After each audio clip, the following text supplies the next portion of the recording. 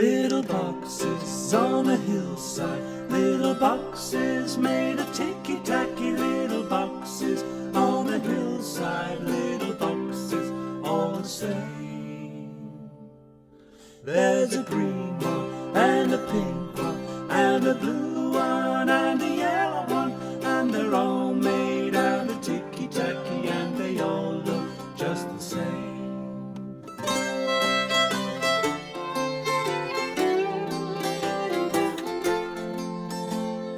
And the people in the houses all went to university. Well, hello again, guys, from my camping spot here in Wisconsin. It's my day off. I just got done working the 4th of July, and that was pretty cool, dude. I know that like all of Utah is on fire. I guess first and foremost, obviously, my thoughts and prayers go out to all of Utah right now. What a crazy amount of huge fires they're having, and that totally sucks. But where I'm at here in Wisconsin, dude, they don't mess around with the 4th of July. We had like a huge celebration like all day long, and then they did their own fireworks, dude, and it was insane. Yeah, dude, they don't mess around on the 4th of July here. We've even got a golf cart parade going on. I love this campground.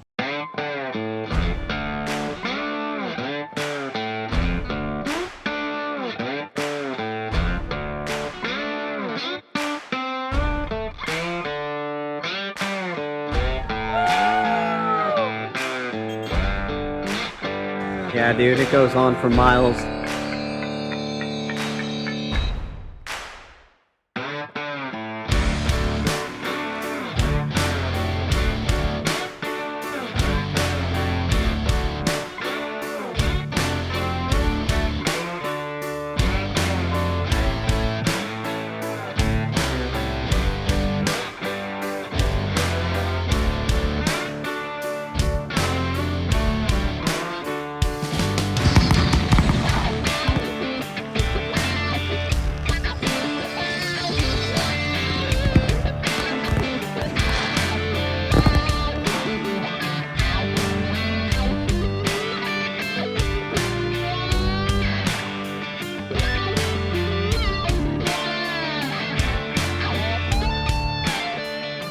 I guess I'll just say right now, dude, that like this is not camping. This is definitely life of luxury glamping. But Wisconsin definitely does not mess around with the camping or the 4th of July. I suppose on this campground, dude, like this is not like a regular campground.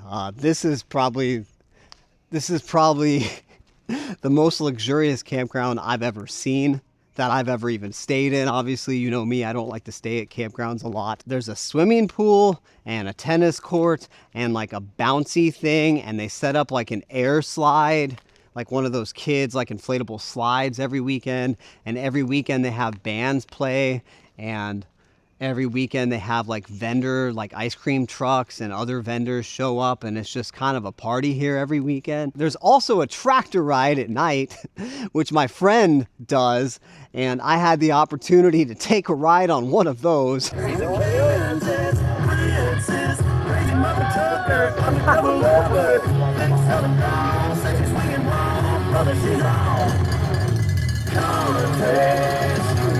But yeah, this is not camping, dude, and it doesn't matter. I'm super stoked to be here. There's ice cream.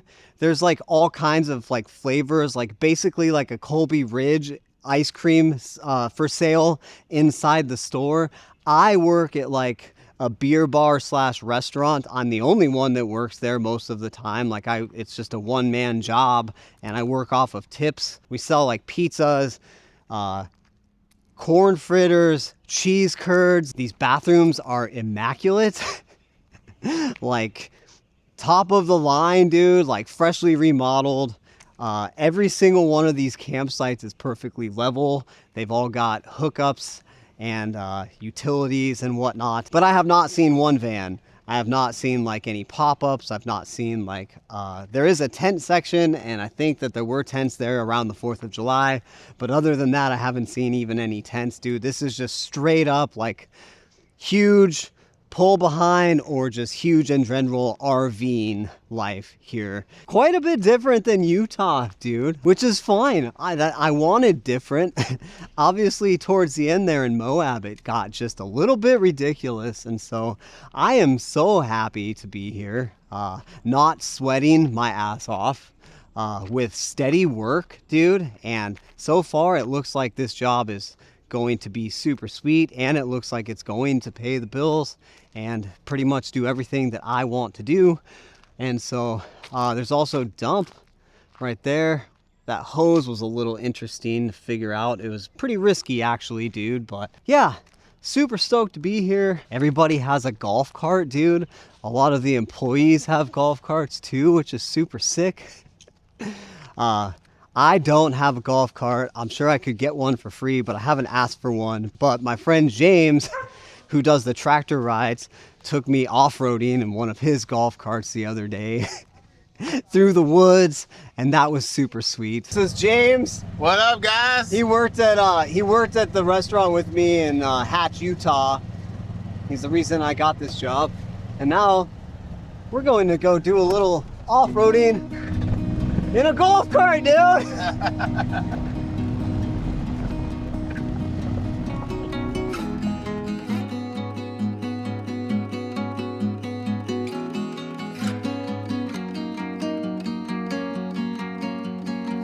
Wow, dude, it's a good thing there's this glass here, because it's just getting slapped by trees. Ow!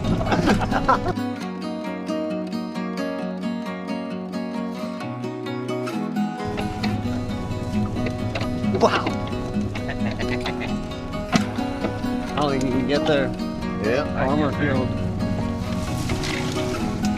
Oh, there's that sick house I was talking about that I better see. $1 million property. Oh shit.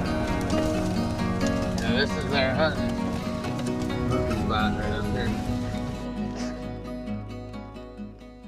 Oh man, we're not in Utah anymore, that's for sure.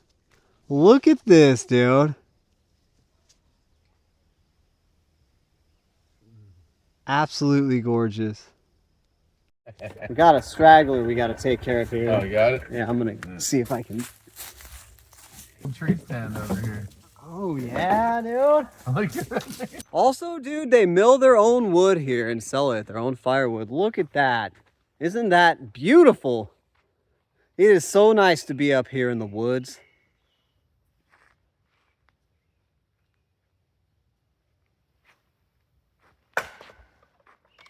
I just figured tonight I would take you guys on a walk with me through the campground and show you around a little bit, and then go over something that I have gone over one time, dude, before, but like I think it was like my second video, and it bombed. All the comments said that I put the background music way too loud so you couldn't even hear what I was saying. So what I figured I'd talk about tonight is working on the road and seasonal jobs and regular jobs as well.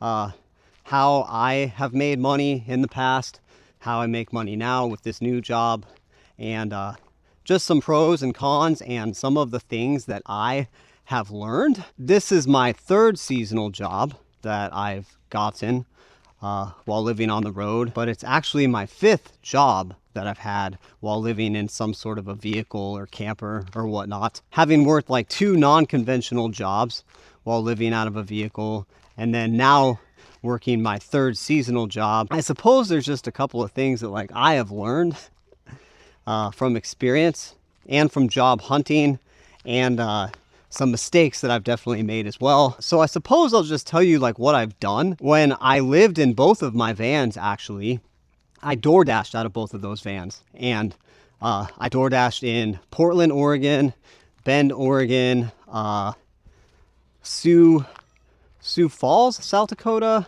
and Lincoln, Nebraska. And that was a great living, dude, at the time. Granted, that was like, I don't know, 4 or 5 years ago when I started, probably 3 years ago the last time. But I did pick up a seasonal job as well in my second van, and that was in Montana as a cook for a restaurant right outside of Glacier National Park. That was a sweet job.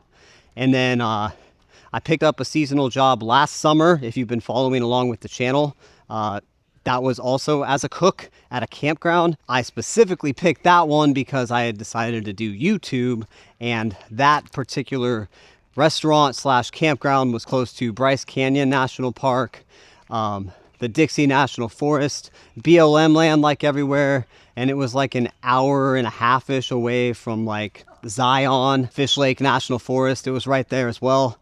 I know that that whole area is on fire right now, and I'm kind of bummed, but I'm glad that I got to see it when I did and film up there and camp and cook and whatnot. But I suppose what I'll say about the seasonal jobs, if you're looking for a seasonal job, there's tons of them, dude. They're everywhere. I have found my last couple of jobs mostly through word of mouth because like I have experience and I know other people that work seasonal jobs, and that has helped me out a lot. But a really good place to start that I've also found some of my seasonal jobs is on the internet, like on Facebook. Work camping groups is where I find a lot of those jobs. I think I found my first seasonal job in Glacier. That was in a van life group, actually. They just posted a job. I don't think any of the jobs I've ever had to send a resume. I think maybe one, and that was last summer up by Bryce Canyon. But I found that on a Facebook group. I sent him over like one of those quick one-sheet resume things, and he hired me because he liked me as like a person. He didn't really care about my cooking experience at all. He literally thought that I was like the type of person that he would like to work with, and that is why he hired me, because he didn't want to work with somebody he didn't get along with the entire summer, and that was a sweet gig. My last job though was not seasonal, dude. I mean, it kind of was, like there is like a season for it, but if you've been following along with the channel for a while, then you know that I just left Moab, and when I was out there, I was working for a hot air balloon company and a rope swing company, and that was a super sweet job, dude. I've got a video all about it where I even go like on a balloon flight, and so feel free to check those out. They're not too far behind this one actually, but that job was not like your traditional seasonal job. It did not provide a place to stay at like a campground, which means that it did not provide like showers or any sort of utilities or anything like that. I had to wake up, drive to the job site every day, and then after I was done working, I would have to drive back out of town and find another place to stay every single night on the outskirts of Moab on BLM land or National Forest or whatever. So there's pros and cons to both of those kinds of jobs. I specifically wanted that job in Moab because I wanted to be around Moab, dude. There's all kinds of places everywhere to film, and I wanted that experience like on my resume, hot air ballooning, because I know that in the winter, that's a really good solid gig that you can get in the Arizona area or anywhere slightly warm. There's a whole season for hot air balloon rides.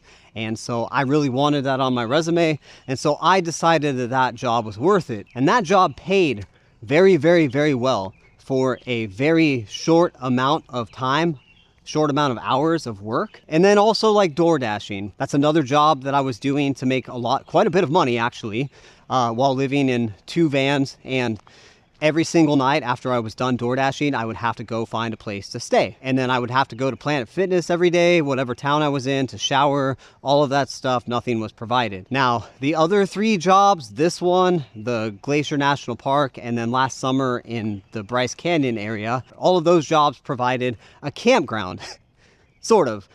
I guess last year they provided a spot by the barn, but that was still totally awesome, totally worth it, because I had a free place to shower. I had a place to park every single night right next to the job site, so it's not like I was putting miles on my vehicle or anything like that. I was close to work, and I got all of the amenities of like a typical work camper position. So I suppose now that I've gone over like kind of the differences of like the jobs that I've had so far living on the road, I'm just going to go over some of the pros and cons, dude. If you're going to take a job that isn't a work camping job, absolutely, by all means, do it, dude. There's several reasons you would want to take a job like that. Maybe it's in a city, like you want to take a regular job in a city because you enjoy living in that town. You enjoy the city life. You don't want to leave. Maybe it's somewhere you want to be. Maybe it's something you want on your resume. The thing is like, just because you live in a van, a truck camper, a Prius, whatever, dude, that doesn't mean you can't just take a regular job. There's hundreds of thousands of people all over that do that. And they just live in their vehicles. They find a place to park every night. Sometimes they pay for a place to park. Either way, there's nothing wrong with that. The things to consider, though, if you're going to take a regular job, dude, especially some things that, like, I started really considering when I was leaving Moab with that job. There's only 2 places to stay that are close to Moab, and they're both there's one on the north side and one on the south side of Moab. And they're both at least 16, 17 miles outside of town. So that means that every day I would have to drive my truck camper 17 miles into town, and then I would have to drive it 17 miles back after I was done from work to either side of town to find a place to stay for the night. That adds up, dude.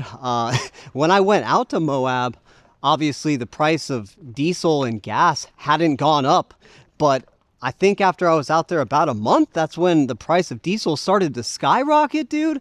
And then those 32 miles a day started adding up super quick.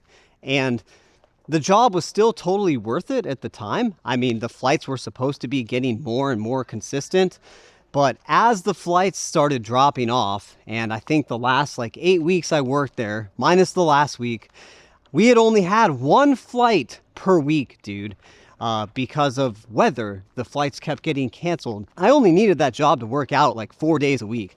I knew that the flights were going to get canceled because of weather. I knew that people were going to cancel. I knew that things happen, etc. But when it got down to 1 flight per week, dude, that's when I knew that I could no longer do that anymore. So miles, wear and tear, that would be another thing that I would definitely think about. I mean, 32 miles a day. Let's say you work 4 or 5 days a week, dude, that adds quite a bit of wear and tear, especially for someone like me in a truck camper, having to drive in and out of BLM land every single night, especially with the super shitty roads the way that they are in Utah. That adds more wear and tear. A lot of people that work remotely love that because they can just go park up at a spot and stay there for 14 days at a time, and that eliminates a ton of miles and a ton of wear and tear, etc. Door dashing, same kind of thing. Lots of miles, lots of wear and tear on the vehicle, burning all kinds of gas, but it's totally worth it, dude. If the job is in a place you want to be, it's something that pays well enough, it's on your resume, etc. And just because Moab didn't work last time, that's definitely not going to discourage me from taking another job with a slightly similar situation. Obviously, as long as the hours and whatnot work out, unlike they did in Moab. But I suppose on the other hand, the other 3 types of jobs that I've taken, including this one, are work camping jobs. All 3 that I've had have been super sweet, dude. I would say that so far, this one right here takes the cake as far as amenities and stuff like that go. But with a work camping job, good ones are hard to find. That's all I'm gonna say. There's plenty of them out there. Most of them only pay $12 to $15 an hour, and that's not enough for me. All of the work camping jobs that I've gotten have paid at least $25 an hour. That's not all hourly. In fact, every single work camping job that I've taken has been a combination of hourly plus tips, but it has always equaled out to a minimum of $25 an hour. But the last 2 work camping jobs that I've worked have equaled out to $30 an hour. The reason why I think that that's super important, dude, it's kind of hard to find a super decent job as a nomad, especially a work camping job in the winter. And me personally, I don't like to work a ton in the winter. I love winter. That's when I like to be out exploring. I hate summer. Summer's for working. I would rather work in the summer and just hunker down somewhere and make money. If that meant that I could go out in the winter and just explore and live some good old-fashioned proper truck camper life. That's just how I feel. I know a ton of people feel the complete exact opposite, and that's just the way she goes. To each their own. But if you're getting a job that pays $15 an hour, dude, especially with the price of groceries and whatnot these days, that really just isn't going to leave you with a ton of money at the end of the summer season, which is pretty much just going to force you to have to just hop from job to job to job with very little financial security. And I mean, that's fine, dude. That's still better than living in a house and working a regular job or whatever. But I I don't know. That's just my 2 cents. Another thing I suppose I would say to look out for, I've never taken a job like this, dude. And I've seen so many of them posted, way more than good jobs. And I've even had people try to like offer me these types of jobs and like beat around the bush, if you will, to try to get me on board. But never take a seasonal job, dude, that doesn't pay at least like $15 an hour. Like, never do that. Never take a seasonal job where you have to pay rent for your campsite or like utilities or whatever. I suppose like plugging in, maybe paying for those type of utilities, I suppose that's reasonable. Obviously that's just something I've never run into because like I have solar and whatever, but I've seen work camping jobs posted, dude, for like $12 an hour, and they're charging like $250 a month in rent plus utilities. And you'll also see a lot of work camping jobs that are trying to literally just get free labor. And that's a big one. You see that all over the place as well, where they'll say, come work for us,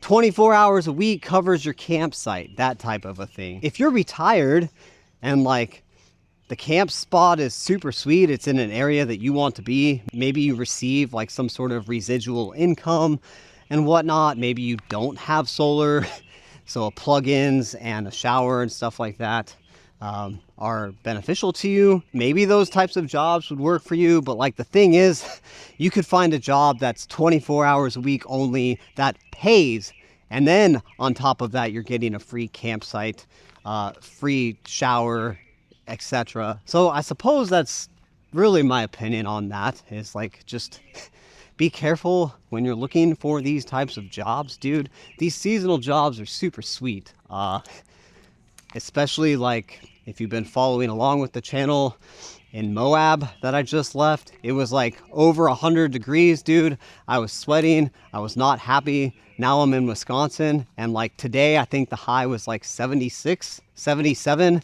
and right now the sun is gonna go down in like an hour, and it's starting to get pretty chilly, dude. Like, there's a slight chill in the air. And that's what I love about these seasonal jobs, is like, you can chase the weather if you want. You can chase the scenery, you can chase the location. It gives you quite a bit more flexibility, and I am super stoked to be here. So it's still back day, and I'm gonna show you guys a sweet upgrade from Moab, that's for sure, at least for me. Check that out, dude. A pull-up bar.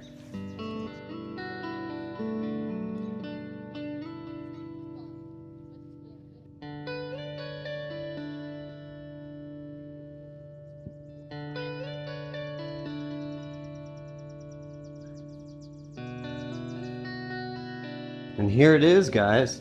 The little restaurant attached to the campground.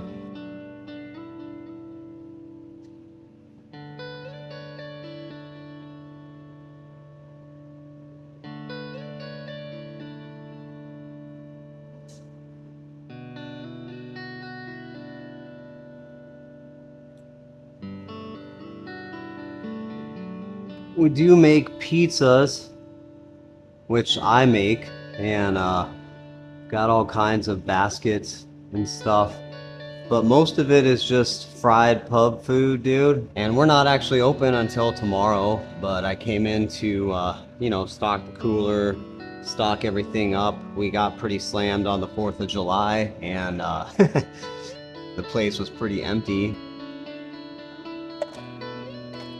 Pretty simple. You literally just put the food in there, drop it in, and then everything as a timer, dude. Which you might think is easier than using like a regular fryer, but it actually took a little getting used to, because with a regular fryer you could just drop everything in there at the same time and wait till it floats. But I got it down pretty quickly.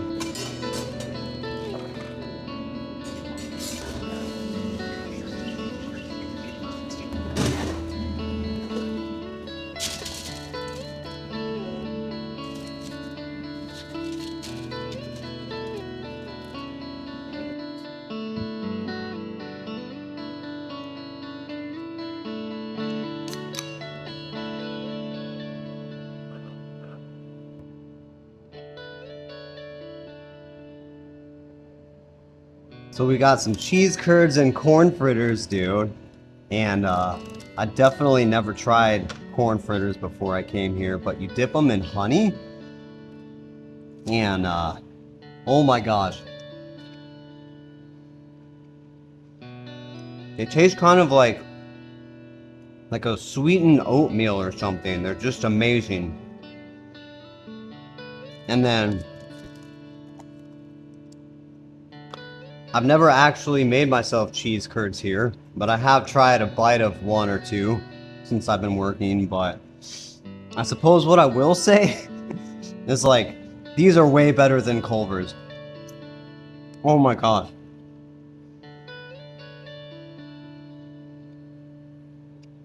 Culver's was way too salty. Like, these are just super like thin layered breading. Much better type of cheese, whatever it is. So good. And then I have never tried this as well. This is a spotted cow. So we're gonna do that right now. Cheers.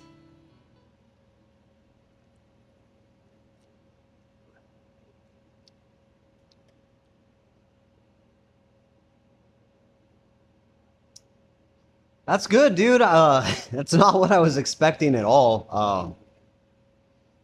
I thought it was gonna be like, you know, like a specialty brewed type of beer or something, but it really just kind of tastes like a combination between a Bud Heavy and like a Miller High Life, maybe, which is great for a snack like this. It's perfect.